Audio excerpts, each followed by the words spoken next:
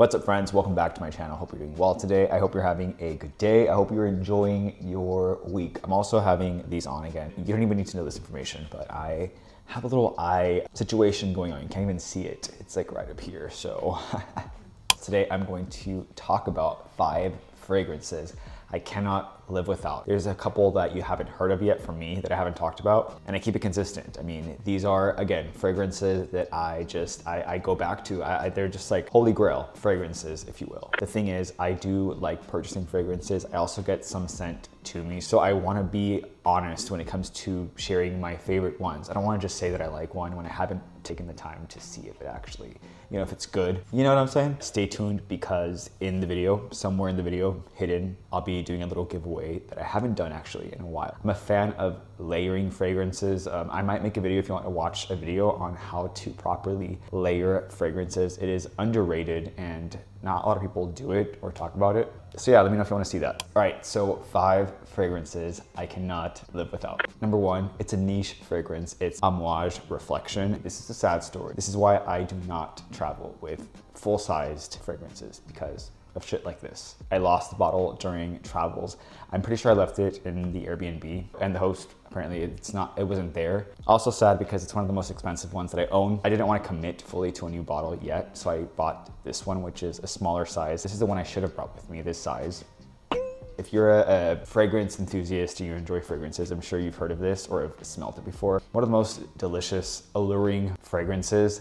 This retails for about $3.80. I know, don't remind me. However, this is definitely like a special occasion fragrance. Probably gonna get the new bottle, to be honest, just to have that in my collection. Anyway, this is a floral, woody musk scent. It was released in 2007. The top notes include rose, jasmine, some orange, pepper, middle notes, iris, oliver, with some base notes of sandalwood, amber, a little patchouli. It just has this like rich, is the best way I can describe, like rich, yet not too overpowering. I like how versatile it is. It's very verse, if you will. It's perfect like for the office, but it's great for a night out. It's also great for like a date. It's up there for me, like honestly, top 2-3 fragrances of all time. Up next, this is the Wanted fragrance. Wanted, not Most Wanted, Wanted by Azzaro. This was released in 2016. I'm almost out of this one as well, but I have another one. I have the Most Wanted, but this one's the classic one for me, in my opinion. This is, again, a woody, spicy scent. Something a bit more lighter in comparison to the Amouage Reflection one. I think the citrus in the top notes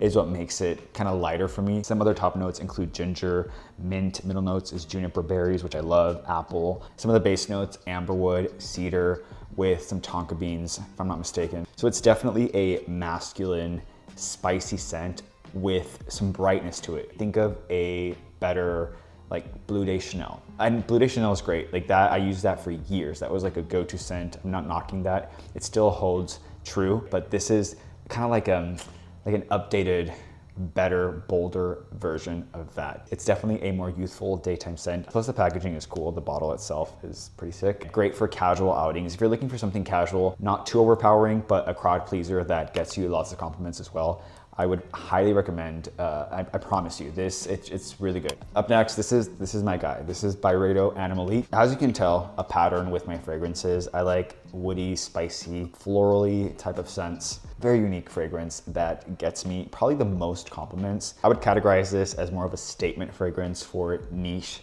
fragrance lovers. It definitely like pulls you in because it is definitely something that's a bit more of a, again, niche, unique fragrance that you don't really smell. Like some fragrances do remind you of other fragrances, but this is on a lane of its own, in my opinion. Like I haven't smelled anything like this, and Byredo actually does tend to do that successfully with a lot of their fragrances. But like I love Bal d'Afrique. I don't own that one. I've smelled it many times. I tried the samples, which I recommend doing, just getting sample sizes, not committing to the full thing. That one for me, Bal d'Afrique, does not last long, but I know other people it does work well, but this one works well for me, and I put some people onto this one. I wear this a lot to like outings, like an evening or even just colder months, but it can be used like all year.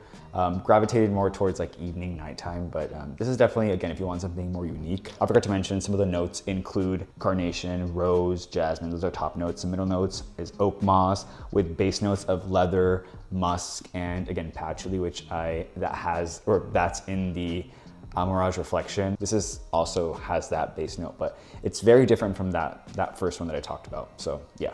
Up next, I think I've talked about this before with you. This is Tom Ford Ombre Leather. I do love Tom Ford fragrances. I have owned many of them, but this is up there for me.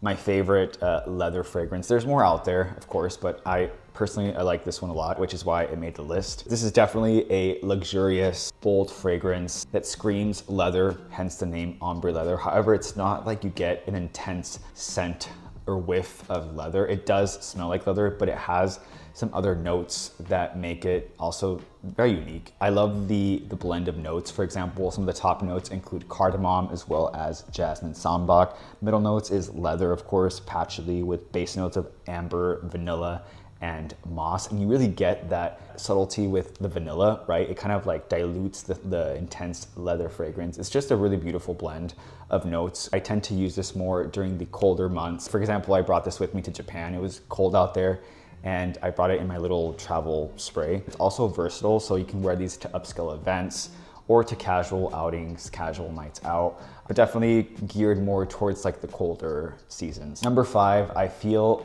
kind of lame. Actually, no, I don't feel lame, but I've talked about this before, and it's another niche fragrance, but I don't even know if it's niche anymore because you can recognize this fragrance, you spot it right away. And I'll probably stop talking about this because I feel like in every favorites video, I mention Santal 33.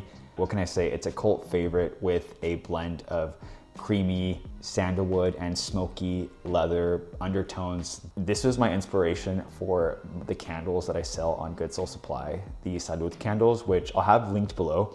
We have a few still left in stock. I had to go get it. This is a rare thing. I don't normally plug in my products, which I should. This is the Salud candle. Definitely a creamier version of Santal 33, but still has sandalwood, amber, worn leather. But back to this is one of the fragrances where you don't want to overdo it because it can be a bit too much. So you want to do like 2 sprays and you're good to go. So it does last a long time. Some of the notes include, for top notes, it's cardamom with some iris and violet. Middle notes include sandalwood, cedarwood, papyrus. Base notes, leather, amber, musk. Those are a few of them. It's definitely a striking head turner. It's definitely more suitable for like the colder months. So this and Tom Ford is like my go-to winter, fall scent. And this is definitely one of the fragrances that I mix with others and create different like concoctions of fragrances. Now, since we are heading towards spring, summer season, honorable mention, this is Y by YSL. This is a bright, citrusy, yet masculine scent. As you can see, I'm like down to here. Definitely a versatile scent.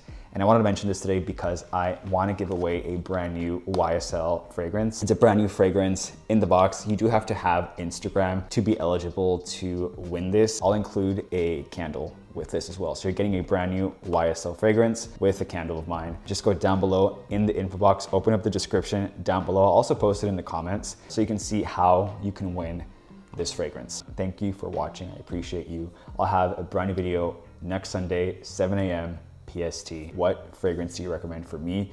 Or what are your top 3 fragrances of all time? Or one that you can't live without. All right, I'm gonna let you go. I will see you in the next video.